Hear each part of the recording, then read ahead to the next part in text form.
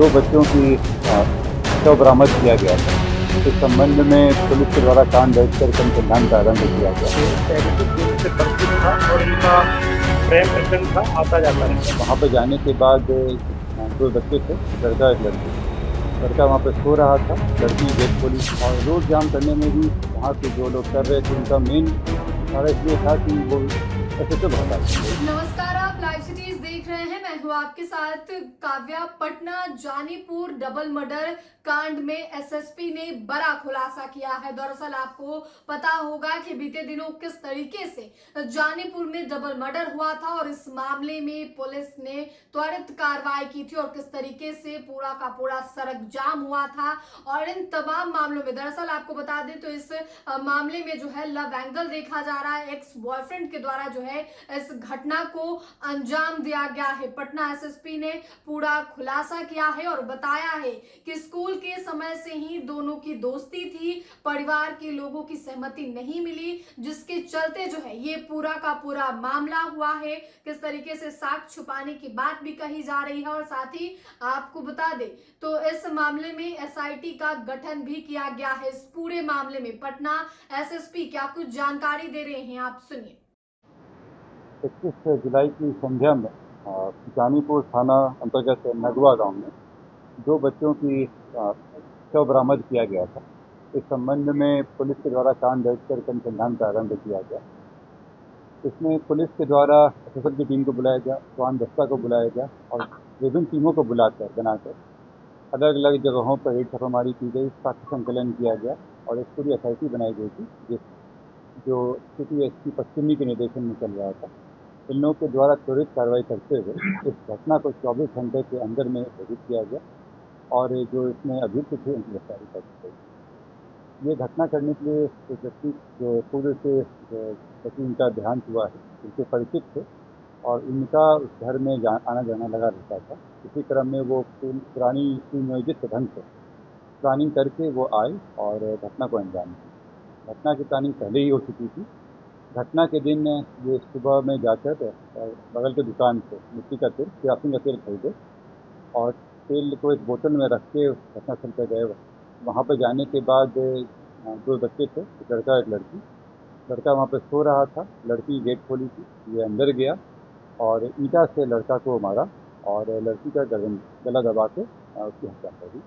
हत्या करने के बाद साक्ष्य को छुपाने के लिए जो केरोसिन का तेल था उसको छिड़क के आग लगाया ताकि साक्ष्य को मिटा सकें और घटना करने के बाद बाहर से जब बंद होकर चला। इसमें जब पूछताछ की गई तो स्वीकार भी किया। इसके सारे सबूत हम लोगों को मिले, जो फुटेज है उसकी फुटेज वगैरह में भी आया थी। जिसके यहाँ से वो केरोसिन का तेल खरीदा था उस व्यक्ति की पहचान की गई, उसको भी पूछताछ किया गया और उसका भी स्टेटमेंट लिया गया। ये पूर्व में प्रेम प्रसंग और उसके बाद असफल प्रेम प्रसंग का मामला है और उसी में घटना की गई। इसमें मैं जोड़ना चाहूँगा कि पुलिस के द्वारा बहुत ही बढ़िया से काम किया गया और घटना की जानकारी मिलने के 15 मिनट के अंदर में थाना वहाँ पहुँच गई थी, ऑफिसर की टीम वहाँ आई, सारी कार्रवाई की गई। परंतु वहाँ के कुछ लोग, व्यक्ति विशेष लोगों के द्वारा अपने व्यक्तिगत लाभ के लिए वहाँ पे पुलिस को कार्रवाई करने से रोका जा रहा था। एक माहौल क्रिएट किया जा रहा था कि पुलिस वहाँ पे काम नहीं कर सके, खास करके वहाँ के एसएचओ को टारगेट करने की कोशिश की गई थी। मैं आप लोगों से ये भी अपील करता हूँ कि जब घटना होती है और कई मामलों में पुलिस की बहुत ही बढ़िया से काम करती है, वहाँ पे कई अपराधों को रोकती भी है, लेकिन कोई अपराध हो जाए तो पुलिस वहाँ पहुँच के साक्ष्य संकलन करती है। लेकिन अगर शुरू में उनके साथ बिहेवियर किया जाएगा, रोका जाएगा तो कांड को भेजने में दिक्कत होगी। खास करके जब रोड जाम कर दिया जाता है तो पुलिस का जो आधा एनर्जी है वो लग जाता है जाम से आने पर और इस कारण से जो बहुत ही इंपॉर्टेंट साक्ष्य होते हैं जो तुरंत इकट्ठे करने होते हैं वो मिल नहीं पाता। इसी क्रम में जब कल मैं भी वहाँ गया था और वहाँ पे रोड जाम किया गया था और रोड जाम करने में भी वहाँ के जो लोग कर रहे थे उनका मेन इशारा इसलिए था कि वो एसएचओ को हटा सके। उनका इसमें रुचि नहीं थी कांड को भेदन हो सके। मैंने पहले भी कहा कि अगर आप हर मामले में थानाध्यक्ष हटाते रहेंगे तो अनुसंधान कौन करेगा और अगर पुलिस की लापरवाही आती तो हम लोग कार्रवाई करते भी। परंतु इस तरह का दबाव बनाना और केवल खास करके इस तरह की घटना या दुर्घटना हो जाए और उसमें अपने व्यक्तिगत लाभ के लिए इस तरह का कार्य करना निंदनीय है। मैं पब्लिक से भी अपील करूँगा और आमजनों से भी अपील करूँगा कि वो इस बात को देखें कि कहीं ऐसा तो नहीं कि उनके इमोशंस का गलत इस्तेमाल हो रहा है और इसका कोई फ़ायदा पहुँचे। प्रेम प्रसंग पुराना मामला था और इसमें जो लड़की थी उसका प्रेम प्रसंग का मामला था, परंतु कुछ दिनों से लोग में अलगाव हो गया था और इसी क्रम में ये कार्य किया गया। शुभम कुमार है लेने की, शुभम कुमार और उसके साथ साथ देने में रोशन कुमार, दो व्यक्ति। क्या रोल है? रोशन जो था वो सहयोगी था और साक्ष्य को मिटाने में उसका अहम रोल था। जब हम लोग से पूछताछ की तो इसके बारे में इंफॉर्मेशन देना और फिर जो भी चैट वगैरह था उसको डिलीट करने के लिए उकसाना, इन सब में उसका रोल है। दोनों उसी क्षेत्र के रहने वाले हैं जहाँ पे घटना स्थल उसके पास। नहीं, अभी तक किसी के साथ ये ऑफिशियल रिपोर्ट या कहीं भी ये नहीं आया है कि डिस्कस।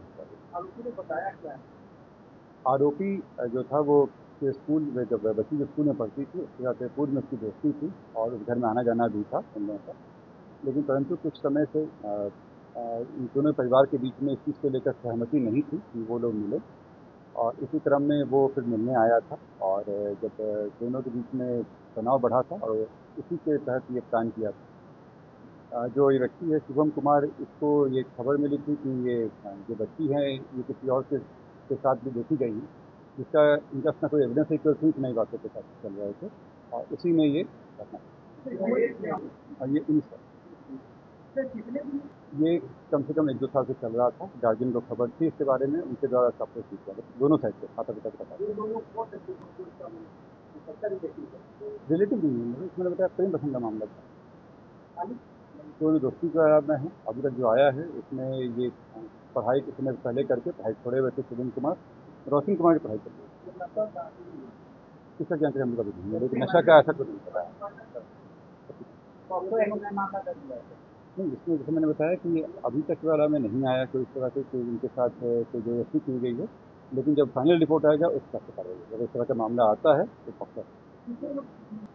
इसमें 2 लोगों का सहभागिता आया है और साथ ही में जो व्यक्ति केरोसिन का तेल बेचे थे, क्योंकि वो बच्चे को बेच रहे हैं और बिना जानकारी के ज्वलनशील पदार्थ बेच रहे हैं, तो उनके अभी बयान उनका भी किया गया, उनसे पूछताछ की गई है और उनका बयान दर्ज करा गया। लड़की 12:30 के आसपास आई थी और ये घटना उसके बाद चिंता बच्चियों का जो मोबाइल था ये इनके पिता के मोबाइल का इस्तेमाल करते थे और इसके साथ ही बच्ची के जो अभियुक्त हैं उनके साथ भी बातचीत उनके मोबाइल। रोशन जो बताई गई करीब 19 तक था। ये जैसे मैंने बताया कि पूर्व सुनियोजित ढंग से आया था, क्योंकि पहले आने से पहले ये 81 में तेज भेजा था।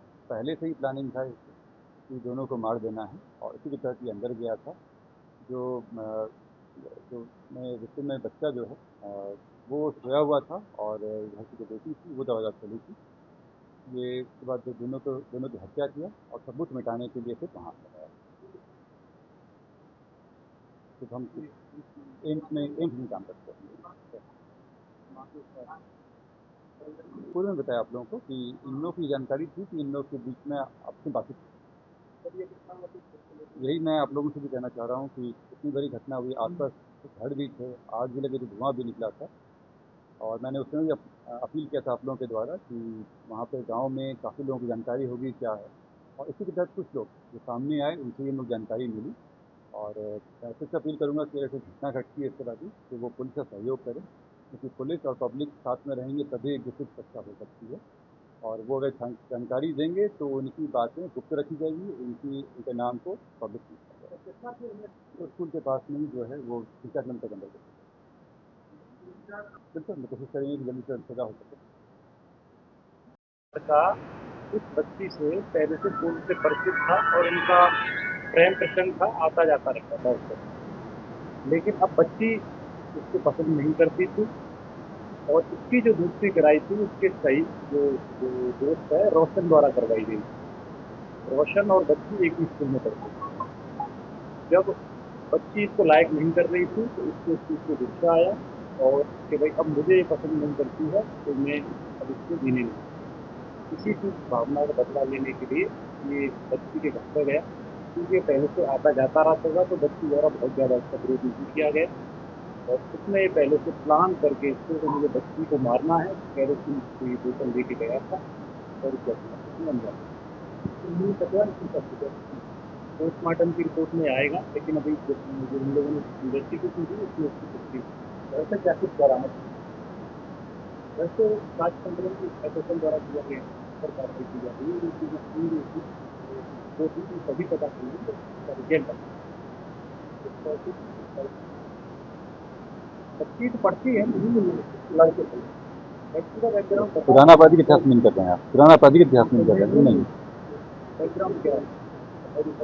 बैकग्राउंड ये है कि लड़के का जो एक्यूज है शुभम उर्फ सन्नी, उसके माता पिता और जो पीड़िता है उसके जो माँ है एम्स में वहाँ काम करती है। हाँ, लड़का के लड़के के पिता माता-पिता बाल काटने का काम करते हैं। और उसकी लड़की की माँ, बच्ची की माँ एम्स में वहाँ पर स्टाफ में वो काम करती है। तो आपने पटना एसएसपी कार्तिकेय के शर्मा को सुना, जिन्होंने मामले की पूरी जानकारी दी और बताया है कि जो लोग इस मामले में सड़क जाम किए हुए थे उन पर भी कार्रवाई होगी, एफआईआर दर्ज होगा। माले विधायक का भी नाम सामने आया है। दरअसल आपको बता दें तो पटना एसएसपी ने कहा है कि माले विधायक गोपाल रविदास समेत 10 नामजद और 40 अज्ञात पर केस दर्ज हुआ है। माले विधायक गोपाल रविदास पर केस भी दर्ज किया गया है। तो देखिए, पुलिस एसएसपी ने कहा है कि जो लोग पुलिस को अनुसंधान करने में रोक रहे थे या फिर वहां पे बाधा डाल रहे थे उन पे कार्रवाई होगी और साथ ही इस मामले की जांच करने के लिए पुलिस ने एसआईटी का गठन किया है ताकि पूरी जानकारी मिल सके किस तरीके से मामला कहां से शुरू हुआ, कौन सा लव एंगल था, बॉयफ्रेंड और एक्स बॉयफ्रेंड का क्या मामला था, क्या कुछ अफेयर था।